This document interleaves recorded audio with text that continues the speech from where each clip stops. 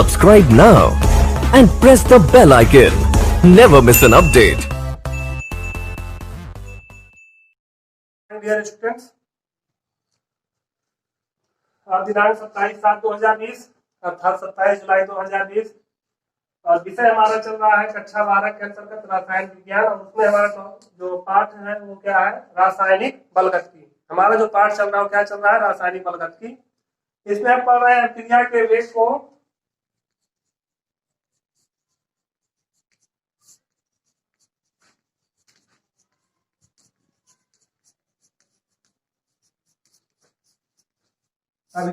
वेग को प्रभावित करने वाले कारक।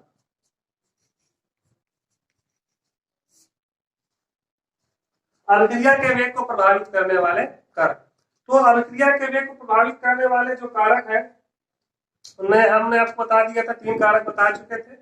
उन 3 कारकों में ताप का प्रभाव था, टेम्परेचर, इफेक्ट ऑफ टेम्परेचर, दाब का प्रभाव था और अभिकारक पदार्थों का सांद्रण का प्रभाव था। अब चौथा जो हम पढ़ रहे थे उत्प्रेरक का प्रभाव।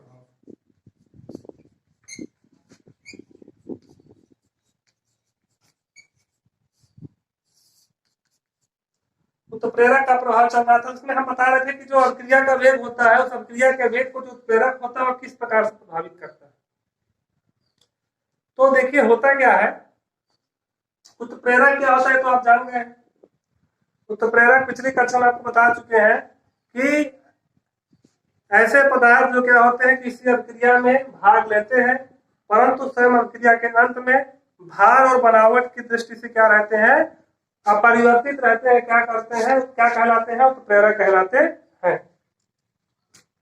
उत्प्रेरक ऐसे पदार्थ होते हैं जो अभिक्रिया में क्या होते हैं, भाग लेते हैं परंतु इनके ना भार में कोई कमी आती है ना इनकी संरचना में कोई परिवर्तन आता है।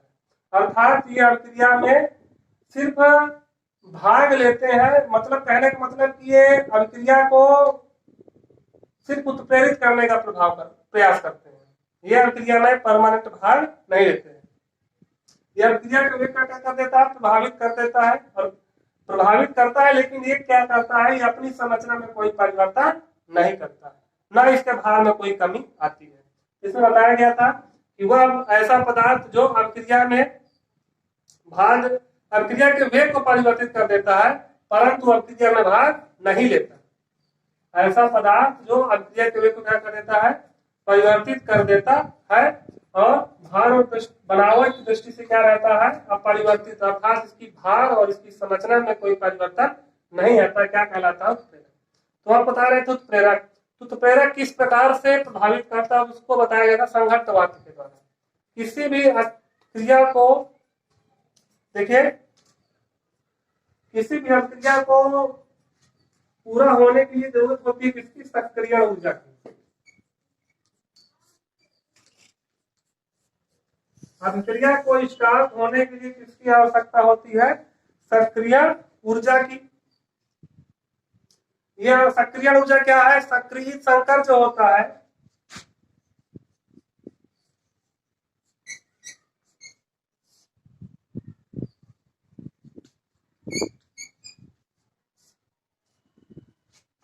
सक्रिय संकर, यहां से टॉपिक पहुंचेगा। जो किसी भी अभिक्रिया में जो सक्रिय संकर बनता है, सक्रिय संकर एक मिडिल जो होता है उत्पाद होता है, तो सक्रिय संकर बनने के लिए जितनी ऊर्जा की आवश्यकता होती है वो ऊर्जा क्या होती है, सक्रियण ऊर्जा। अर्थात ये संकर, सक्रिय संकर तभी बनेगा जब क्या होगी, सक्रियण ऊर्जा होगी, जब पर्याप्त सक्रिय ऊर्जा होगी। जितनी इस अभिक्रिया के लिए, जितनी इस संकर को बनने के लिए आवश्यकता है उतनी सक्रिय ऊर्जा होगी तभी क्या होगा, ये बनेगा। तो उत्प्रेरक क्या कर देता है, जो सक्रिय ऊर्जा होती है इसके मान को क्या कर देता है, कम कर देता है। कहने का मतलब ये है कि अगर कोई चीज समझने के लिए समझ लीजिए, जैसे कुछ 100 की आवश्यकता है, जैसे आपको कोई चीज है आपको 100 रुपए में मिलेगी, तो यदि कोई व्यक्ति दूसरा व्यक्ति जा करके क्या करे, उसके रेट को क्या कर दे, कम कर दे, अर्थात 70 रुपए में ही वो आपकी क्या आ जाए, वस्तु आ जाए। तो उसी प्रकार उत्प्रेरक करता है। जैसे कोई आदमी क्या आपके रेट को कम करा दिया, आप कोई सामान खरीद रहे हैं, जो ऊर्जा आपको देनी है 100 रुपए, जो आपका जो लगना है ऊर्जा के रूप में, तो कोई बाहरी आदमी गया, उस प्रेरक को क्या कर दिया, आपका दोस्त गया कम करवा दिया। तो इसी प्रकार उत्प्रेरक क्या कर देता है, उत्प्रेरक क्या है, सक्रिय जो ऊर्जा होती है, इस सक्रिय ऊर्जा के मान को क्या कर देता है, कम कर देता है। अर्थात इसको बढ़ने के लिए जितनी ऊर्जा की आवश्यकता होती है, उससे कम ऊर्जा में ही क्या होता है, ये बन जाता है। तो इससे क्या होता है, कम ताप पर ही क्या होती है, क्रिया का वेग क्या होता है, बढ़ जाता है। इसमें हम लिखेंगे, आप समझ गए होंगे।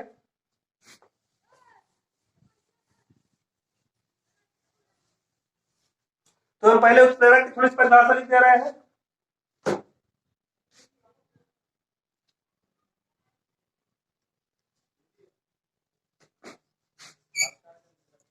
वह पदार्थ जो अभिक्रिया के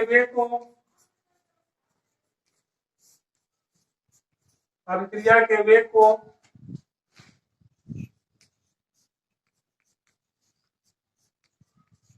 परिवर्तित कर देता है,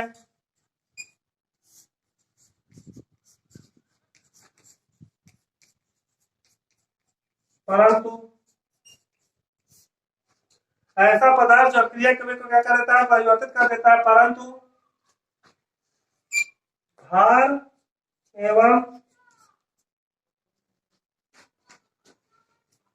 एवं बनावट। देखिए, भार का मतलब उसका जो द्रव्यमान होता है वो क्या होता है, कम नहीं होता है, और बनावट का मतलब उसकी संरचना में कोई परिवर्तन नहीं होता। भार और बनावट की दृष्टि से अंत तक अपरिवर्तित रहता है।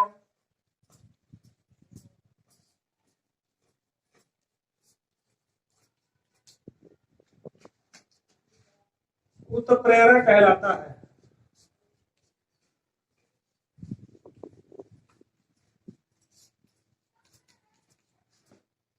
ठीक है। और उत्प्रेरक अभिक्रिया को वेग किस प्रकार प्रभावित करता है, उसे हम पढ़ेंगे संघट्टवाद के द्वारा। असंघट्टवाद क्या है कि जब कण अणु टकराते हैं तो क्या होती है, क्रियाएं होती हैं, वो आपके सिलेबस से हटा दिया गया। इसमें छोटी सी बात हम ये समझेंगे कि उत्प्रेरक क्या कर देता है, सक्रिय ऊर्जा के मान को क्या कर देता है, कम कर देता है, जिससे क्या होती है, कम ताप पर ही क्या होती है, क्रिया हो जाती है। हम इतना लिख देते हैं इसमें। उत्प्रेरक की उपस्थिति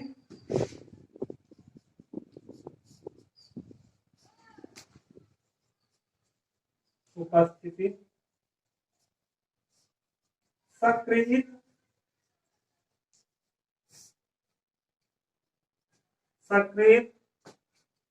संकर, जो सक्रिय संकर होता है, उस सक्रिय संकर को बनने के लिए, जो सक्रिय संकर बनाने हेतु जो ऊर्जा होती है, सक्रिय ऊर्जा, उसके सक्रिय ऊर्जा के मान को क्या कर देता है, काम कर देता है।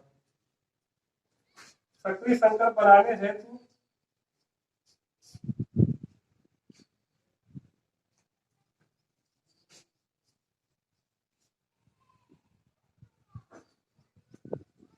आवश्यक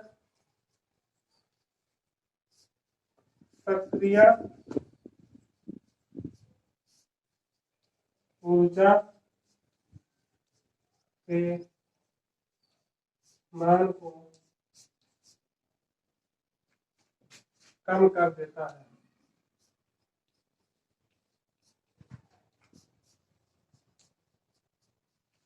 जो सक्रिय संकर बनाने के लिए जो सक्रिय ऊर्जा चाहिए, वो क्या कर देता है, उसके मान को क्या कर देता है, कम कर देता है, जिससे कि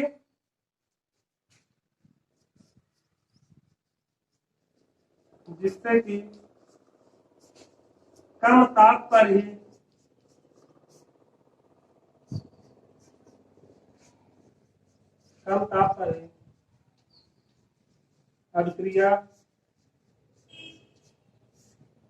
अभिक्रिया तीव्र गति से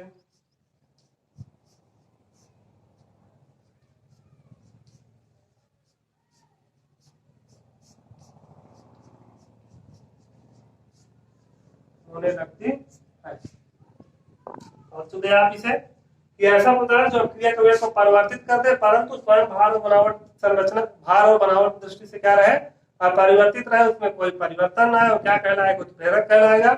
और उत्प्रेरक क्या करता है, जो सक्रिय संकर बनाने के लिए जो आवश्यक जो ऊर्जा होती है, सक्रियण ऊर्जा, उस ऊर्जा के मान को क्या कर देता है, कम कर देता है। जब सक्रियण ऊर्जा का मान घट जाता है तो जो अभिक्रिया होती है वो कम ताप पर ही क्या होती है, तीव्र गति से होने लगती है। इसे लिख लीजिए।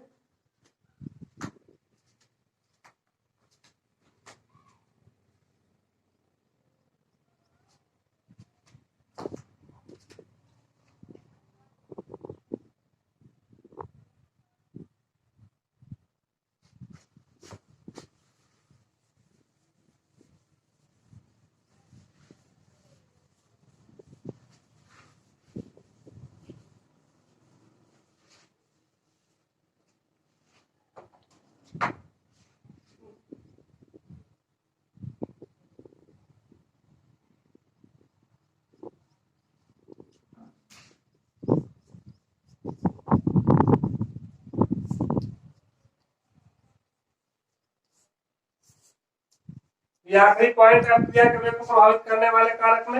यदि एक दो कारक और मिले बुक में तो उसे आप क्या करेंगे, अच्छे से आप पढ़ेंगे।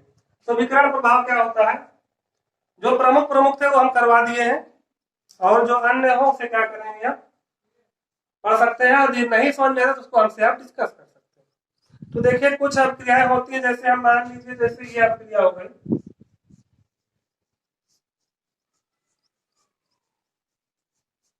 H2 प्लस Cl2 क्या बनाते हैं, HCl बनाते हैं। इसमें क्या होता है, इस अभिक्रिया की गति क्या होती है, बहुत ही कम होती है। इस अभिक्रिया का जो वेग होता है, इस अभिक्रिया के जो ये अभिकारकों के मिल करके इस उत्पाद के बनने की जो गति होती है बहुत ही क्या होती है, स्लो होती है। लेकिन जब इसमें जब फोटान, कुछ विशेष विकिरण के जो फोटान आते हैं, विशेष विकिरण के जब फोटान उपस्थित हो जाते हैं तो क्या होती है, अभिक्रिया क्या होती है, जब ये उपस्थिति इसकी विशेष विकिरण का जो फोटान होता है इसकी उपस्थिति क्या होती है, अभिक्रिया के वेग को बढ़ा देती है। इसमें लिखेंगे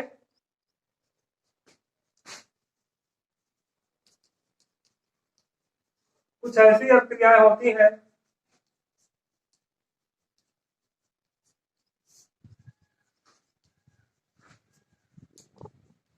जिनका वेग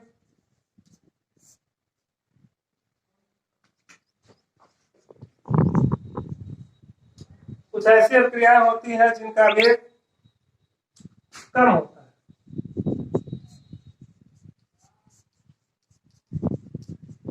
परंतु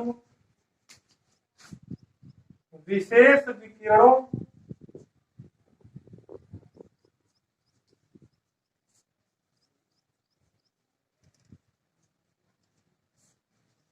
की विशेष विकिरणों के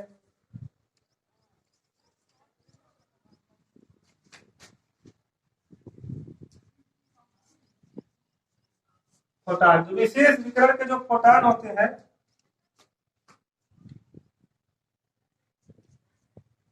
फोटान की उपस्थिति से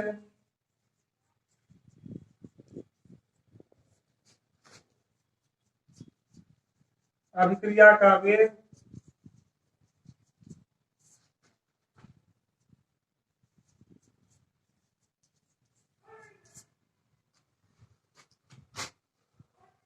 बढ़ जाता है।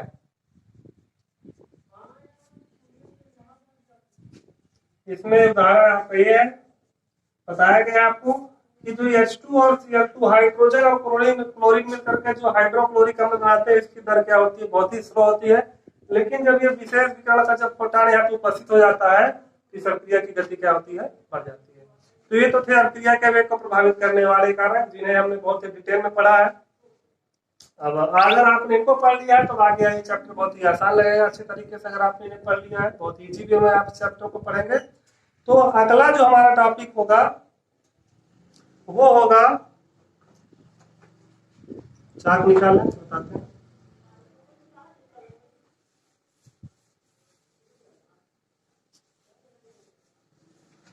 अब हम पढ़ेंगे वेग नियम। वेग नियम, या इसे कहेंगे वेग व्यंजक, या यूं कहे दर व्यंजक। चाहे वेग व्यंजक कहिए चाहे दर व्यंजक कहिए, एक ही बात है, दर या वेग। दर व्यंजक, विशिष्ट दर स्थिरांक,